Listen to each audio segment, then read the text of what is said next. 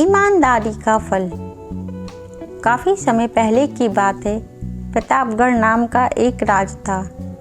वहाँ का राजा बहुत अच्छा था, मगर राजा को एक सुख नहीं था।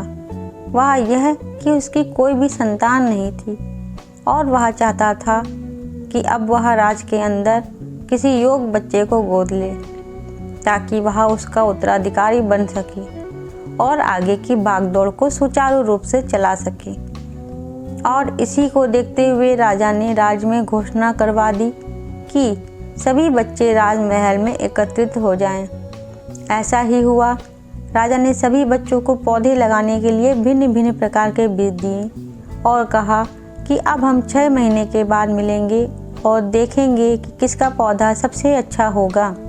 महीना बीत जाने के बाद भी एक बच्चा ऐसा था जिसके गमले में बीज अभी तक नहीं फूटा था, लेकिन वह रोज़ उसकी देखभाल करता था और रोज़ पौधे को पानी देता था।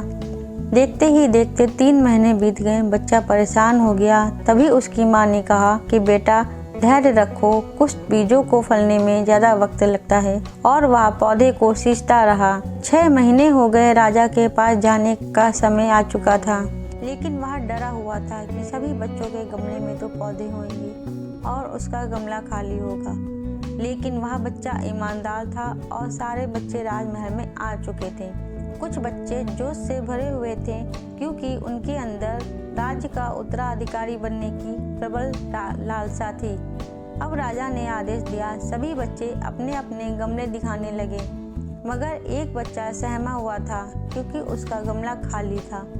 तभी राजा की नज़र उस गमले पर गई। उसने पूछा, तुम्हारा गमला तो खाली है? तो उसने कहा, लेकिन मैंने इस गमले की 6 महीने तक देखभाल की है। राजा उसकी ईमानदारी से खुश था कि उसका गमला खाली है, फिर भी वह हिम्मत करके यहाँ आ तो गया। सभी बच्चों के गमले देखने के बाद राजा ने उस बच्चे को सभी के सामने बुलाया। बच्चा सहम गया और राजा ने वह गमला सभी को दिखाया। सभी बच्चे जोर से हंसने लगे।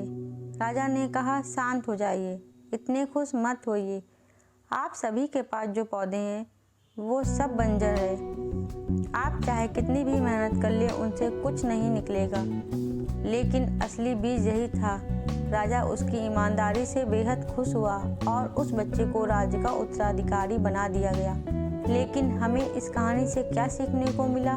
मेरे हिसाब से अपने अंदर ईमानदारी का होना बहुत ज़रूरी है। अगर हम खुद के साथ ईमानदार हैं तो जीवन के किसी न किसी पड़ाव में सफल हो ही जाएंगे, क्योंकि हमारी औकात हमें ही पता होती है।